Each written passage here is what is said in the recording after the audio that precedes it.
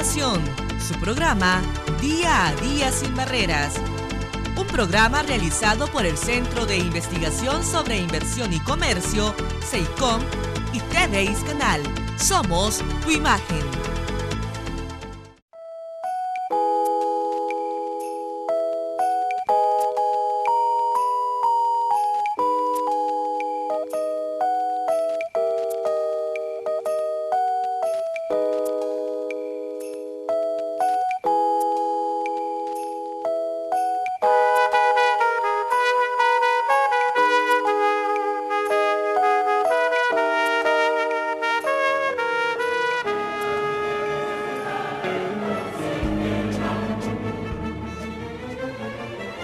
La explotación minera en El Salvador inicia desde la época de la conquista, pasando por manos europeas y estadounidenses como Charles Booters y Commerce Group, llevándose miles de vidas salvadoreñas consigo. El cianuro no provoca, no tiene reacciones mutagénicas, no hay malformaciones en el cuerpo por el cianuro, ni tampoco es cancerígeno, ¿verdad? El cianuro lo que hace cuando una persona ingiere cianuro, lo que sucede es que el cianuro en la sangre obstaculiza o inhabilita a la sangre para llevar el oxígeno de los pulmones al resto del cuerpo, y entonces sucede una asfixia. Eso es lo que pasa, porque sustituye la molécula de oxígeno en la sangre por la molécula de cianuro. Eso es lo que pasa cuando alguien se envenena con cianuro. En este caso no es tan trascendente si produce cáncer o no. Lo que produce es la muerte. Lo que produce es un problema agudo, y eso es lo grave.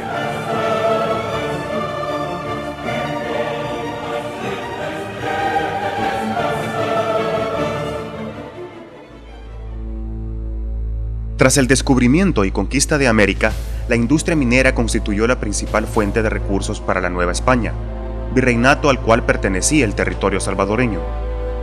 En las ordenanzas de minería de Nueva España, dictadas por Carlos III en 1783, se reconoce la explotación de los obreros mineros y la necesidad de conservarlos por parte de los invasores. Estas ordenanzas establecían jornales que proporcionaban al minero los medios indispensables de subsistencia para que no se extinguiera la mano de obra barata y estuviera en condiciones de mantener su capacidad de trabajo. En El Salvador, la actividad minera por parte de los españoles se dio en escala reducida, centrando sus esfuerzos en la extracción de oro y plata, principalmente en el oriente del país. Las minas de Tabanco fueron las primeras en ser explotadas a mediana escala alrededor de 1780, cuando los pobladores la trabajaron desde la superficie, prolongándose su actividad minera hasta las guerras de independencia por parte de la familia Herrera de Honduras. Al final de esa misma década, en 1789, inicia actividades la mina Los Encuentros, administrada por el español Domingo Sánchez Espino. El primer período de mayor actividad fue durante la segunda mitad del siglo XIX, explotación desarrollada principalmente por las compañías mineras de Miguel Mackay, la Compañía Francesa de las Minas de El Salvador y divisadero Gold and Silver Mining Company, de capital inglés. En este periodo, para la extracción del oro, se utilizó el azogue, nombre popular del mercurio, el cual fue reemplazado durante la primera década de 1900 por el proceso con cianuro, perfeccionado e implementado en nuestro país por el estadounidense Charles Booters, ingeniero en minas, que en 1908 fundó Booters Salvador Mining Company, compañía que inicia la expansión norteamericana en El Salvador. Esto sin azogue no se puede sacar, porque la verdad es que el azogue atrapa el metal, atrapa el oro. Usted tiene que colarlo en un pedazo de trapo que tiene que ser un trapo fino. Viene usted, pone el trapo acá, le hace un medio huequito, usted tiene el guacal con el azogue ahí, usted lo echa acá y el azogue queda acá. Viene usted, mete el trapo adentro de un guacalito que usted tiene y dice a torcer. Entonces, lo que le quedó en el trapo, ese es el oro. Durante los primeros 4 años del siglo XX, Charles Bouters adquiere el control de 2 de las principales minas del oriente del país: el Divisadero, considerada la veta de oro más rica de El Salvador, y San Sebastián, la mina más productiva de Centroamérica. Luego expandió su control hasta el distrito minero de Cesori, con la fundación de Bouters Potosí Mines Company en 1907, con lo cual sus compañías tuvieron presencia en San Miguel, Morazán y La Unión, 3 de los 4 departamentos que conforman la zona oriental. Estas compañías representan y resumen el carácter imperialista estadounidense de principios del siglo XX. Acuñaban sus propias monedas con las que pagaban a los trabajadores y tenía como objetivo expandir su control desde el río Lempa hasta el río Huascarán, frontera natural con Honduras. De esas monedas las logré ver, fue que ya las tenían en sacos, así, mire, allá abajo. Tenían un gran chingo que cubría un puesto, ¿sí ves? De esas monedas, de aluminio y de cobre. Ese gringo tenía el mandato hasta Lempa, y de Lempa hasta la frontera con Honduras. Esa moneda era que regía aquí, mire, esa valía aquí. Ya de último ya intervino el gobierno. Ya le quitó ese monopolio, ya no sé cómo se llamaba ese señor. Ya le quitó el monopolio, que ya no iba a poder él usar esas monedas porque él mandaba por eso. Entonces ya le fueron cortando. Se murió enojado el hombre. En el distrito minero de Santa Rosa de Lima, la presencia y actividad minera de Charles Bouters aún es notable, desde cimientos de viejas construcciones hasta la firme represa construida para abastecer de agua al complejo minero, que aún es utilizada por los pobladores del lugar. La retienen en el verano, para servicio de la comunidad allí, de todo eso, porque allí son bastante reducidas esas casas allí, en ese sector. Así es que para que le sirva a la gente, para las mujeres, para que laven, bañar, todo eso. De invierno le abren las compuertas para que esté pasando el agua. Incluso los sistemas de medida de longitud utilizados por antiguos trabajadores de las minas son los mismos que se emplean en Estados Unidos: pies y pulgadas. Porque esa mina es honda, tiene como unos 1800 pies, así para abajo. La explotación minera llevada a cabo por las empresas norteamericanas consta de 2 períodos.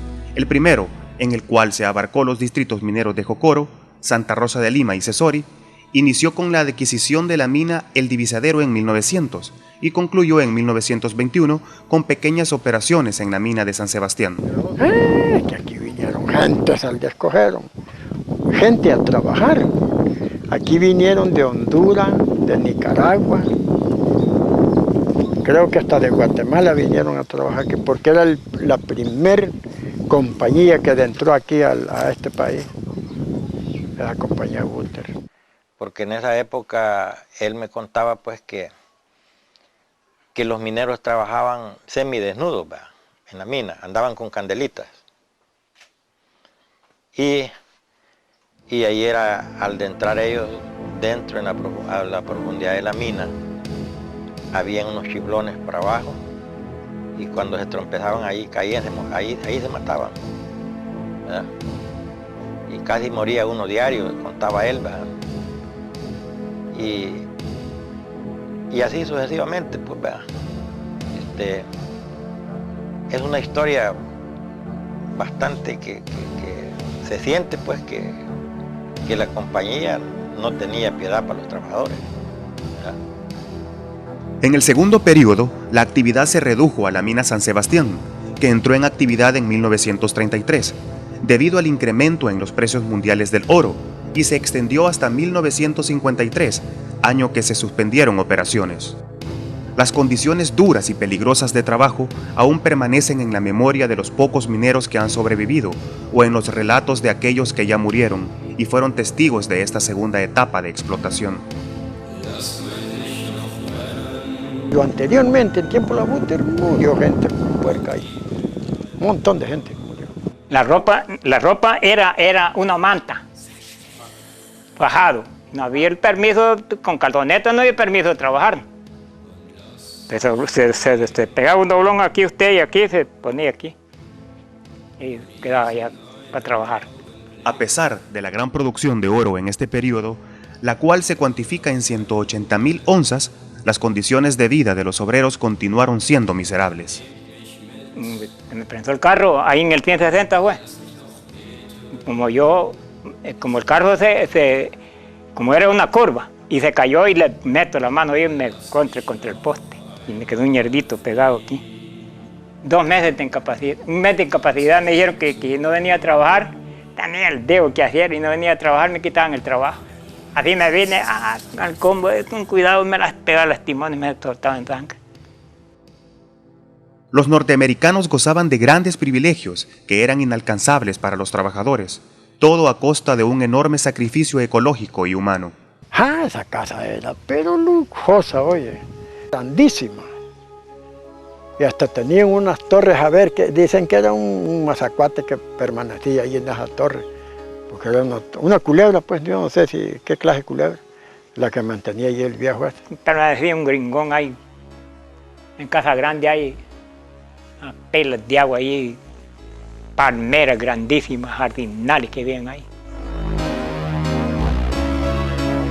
Tenía una su limoncina él cuando empezaba a salir carros, en ese tiempo. Tenía una limoncina vieja. Que entonces ganaba 3 pesos en la semana. Y Ñalenche nos jugaba por unos 50 y la comida a la semana ahí en Ñalenche, un peso, 50 centavos. Y los que daban unos 50 a nosotros. Como que por no ir a la casa a 3, por no listar, ahí los daba la comida la señora, la mujer de Ignacio Valladares. Una de las pocas mejoras en los equipos de trabajo durante esta época fue la introducción de las lámparas de carburo, la cual el obrero tenía la opción de comprar.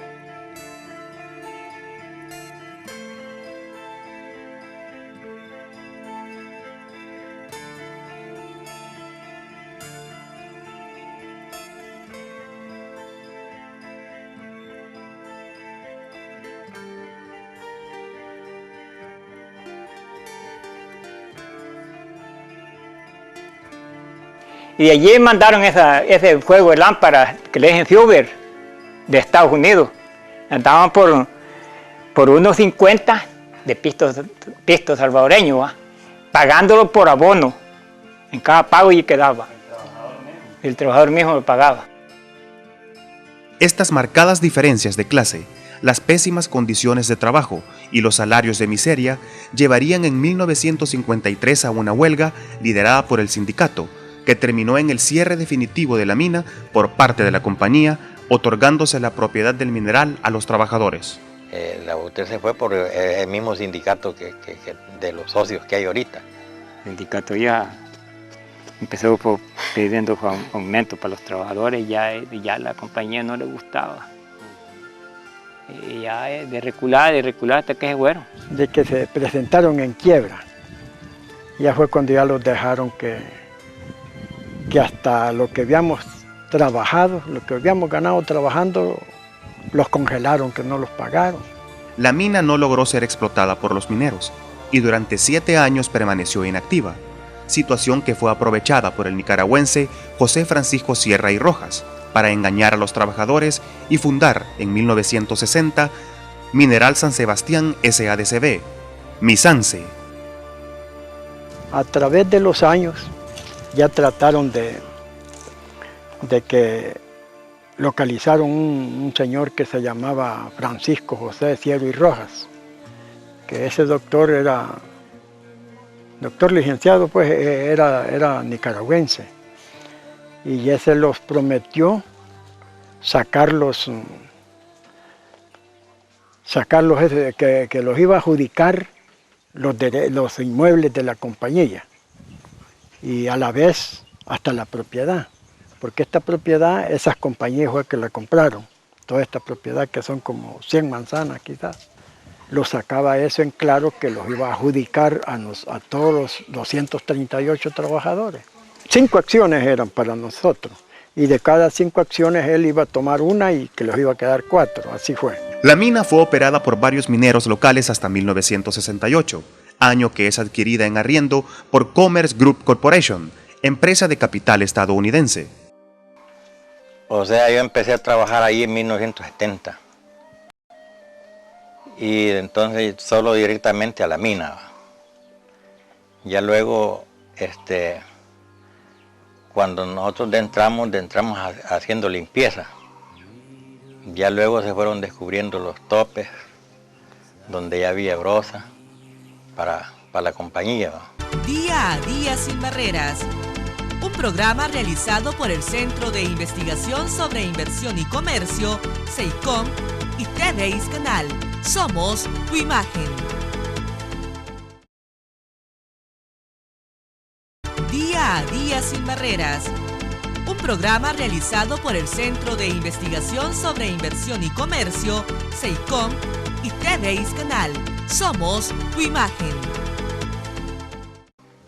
El control de la mina San Sebastián por parte de Commerce Group se consolidó en 1973, año que adquirió el 82.5% de las acciones. El capital social restante lo mantienen antiguos mineros. Francisco José Cielo y Rojas. Él tomó las 4 acciones, hizo el tratado con la compañía que estaba juntual, pues. Hizo el tratado, él vendió todas sus acciones porque él le ascendió como a 238 acciones de él solo, y nosotros 4 acciones cada uno. ¿No? Que así los quedamos, que con esas 4 acciones, pero eso no significa nada porque hasta el momento no se ha visto nada. Bueno, ya él hizo el tratado con la nueva compañía esta que vino, ya hizo el tratado con el señor, que por cierto se llama, que aquí le mientan el nombre, pues que le llaman Máchula. Entonces hizo el tratado, el hombre ese le compró todas las acciones, pero ya fue a la esposa, porque el señor ese tuvo muerte repentina. A la esposa le compró todas las 238 acciones. ¿Y qué pasa? Que el Máchula es el socio mayor y él ya hizo las cosas a su manera. Ya no valió nada de los demás, de la incorporación de los demás socios. Simultáneamente, en 1971, la mina Montecristo en el Divisadero inició nuevamente operaciones después de casi 11 años de inactividad. Ambos complejos mineros, San Sebastián y Montecristo, fueron las únicas minas operando industrialmente durante la década de los 70. Sí, yo en la mina Cristóbal trabajé por el lapso de 9 años. En el lapso de ese tiempo sí murieron varias personas que le cayeron taúd de arriba, que no... Como las compañías en ese tiempo no se interesaban en el trabajador. Allí lo que eran era solo explotar el oro y se lo llevaban y nada de seguridad para el trabajador. Y esos muchachos que se murieron ni tan siquiera la caja ni el ataúd les dieron, la compañía. Tuvieron que andar pidiendo limona para poder enterrar a esos pobres muchachos. Los mismos trabajadores nosotros colaboramos para que ahí la compañía. El gobierno no dice nada. Mucha gente trabajó pues a lo brusco, pues no había nada de ciencia, pues, así como está hoy. Y mucha gente murió porque trabajaban en polvo, en seco.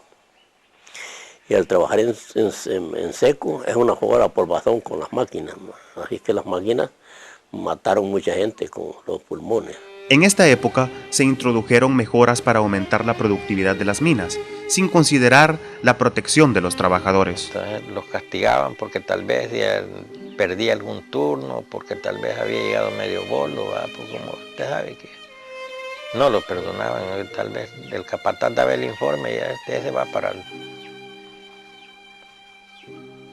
Pérez, para el infierno. El castigo era mandarlo a trabajar allí 2 o 3 meses. Pues sí, como quien dice, si se muere de ahí, que se muera.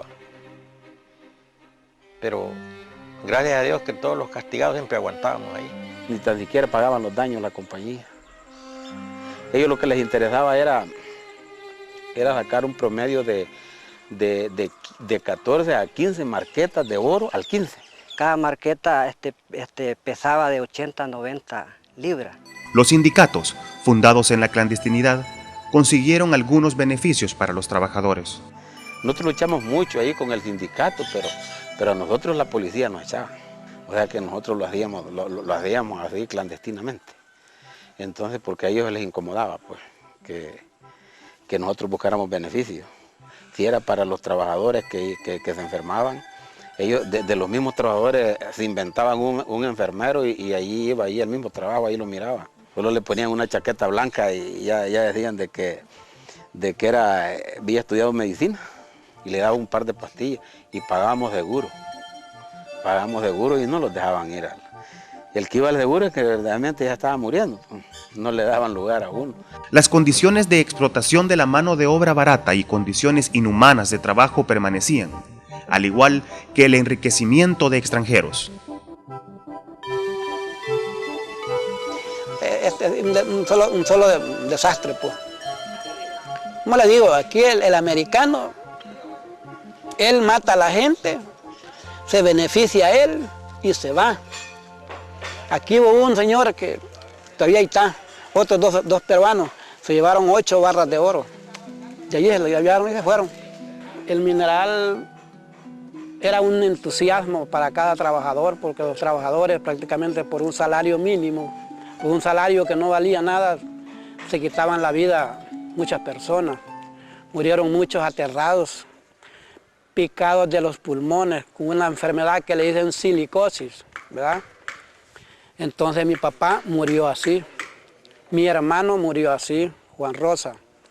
Entonces lo que le quiero explicar es que no solamente ellos, allí murió medio mundo de esa enfermedad. Había momentos que había que untarse limón aquí para ver de aguantar y había que sacarlo porque no se moría y una sola diarrea. Tales situaciones culminan en un nuevo conflicto laboral que se desata en la mina de San Sebastián en 1978, llevando a una huelga general de trabajadores y a mantener encerrados dentro del plantel a los extranjeros durante varios días. Quedamos cuidando nosotros, ahí va. Unos garrotes. con unos palos ahí. Garrote cada uno. Cuidando ahí. No dejaban ir ni un gringo. No dejamos ir ni un gringo. Estaban todos embodegados adentro. Estaba pintón, hombre. Que los dieran, que los liquidaran el tiempo. Y ellos dije que no pagaban ni un 5. Y no pagaron ni un 5, pues. De fueron y no pagaron. Pero ellos le dieron la salida también. Los que vinieron de San Salvador. ¿Los militares? De los militares. No, ahí no pudimos nosotros. Ellos dieron salida. La huelga termina con el desalojo de los mineros por parte del ejército, que responde al llamado de los estadounidenses, y con la posterior adjudicación de Misance a los trabajadores por orden judicial. Y viendo el ejército venía a barrer con nosotros, pues. Pues mira que ellos hablaban por teléfono que los estaban matando los trabajadores aquí. y viene el expedición de San Salvador. Y le viene el expedición de San Salvador y los hayan tomando whisky con gallinas y lomos de chancho comiendo y bebiendo whisky allí. Así dijo, así es que dijo el director que venía. Los están matando los trabajadores. En 1979, Roberto Villatoro, exdiputado por el Departamento de la Unión en el período 2003-2006, mediante engaños a los trabajadores se apodera de la mina. Entonces entró Roberto Villatoro ya a hacer conquistas pues, con los trabajadores, a negociar que cómo podía darle entre a trabajar a esta compañía aquí. Pues. Entonces ellos empezaron pues, de que a las reuniones y empezó el que les iba a ir dando un dinero por lo que la compañía anterior que no les había dado nada. Y él les dio 100 colones cada uno, me recuerdo yo que les dio 100 colones cada uno. Y empezaron pues hasta que al fin pum, se metió a trabajar. Entonces parece que 2 años sola la mina, quedaron cuidándola, entonces ya entró don Roberto Villatoro. Que ya don Roberto Villatoro vino allá a la mesa servida, había material para que él trabajara, las minas estaban exactas, todo pues máquinas y todo, porque la compañía, la Goldmine no se llevó nadita, nada. A causa del conflicto bélico y la convulsión social imperante en El Salvador, la represión de la Guardia Nacional hacia los mineros y los pobladores en general termina con el incendio del plantel en 1982, dando fin a casi 80 años de explotación y abuso minero. porque luego todo eso se miraba el fuego, pues ahí en la oficina, todo eso, se miraba el fuego por último. Ya luego amaneciendo ya que ya pasaba, ya desalojando ya la gente ya dijo yo voy a ver. Sí, hombre, yo cuando iba bajando así cuando miro boom, boom, unos chimbos de electrodo que había, explotaron en el aire. Todo el problema fue hacer la comandancia en el aire aquí. Porque la guardia aquí salía, mire, de parte de tarde, de mañana ya salía a golpear gente que tal vez vivían desde la venta de guaro, a golpearlo, ve que varias gente mataron así pues. Un señor ahí lo mataron de la golpeada que le pegaron porque vendía guaro. Murió de eso el señor luego. Y esto que delante de la mamá le pegaron a golpear a la viejita, que estaba viejita. Bueno, que no, al principio cuando empezó, no, de Santa Rosa venía la guardia, el día de pago. Y como el día de pago ya empezaban fulano de tal, para pagarle, fulano de tal. Ahí estaban oyendo y no más, y al que, ahí no más. Y ese estaba servido, que ya agarrado.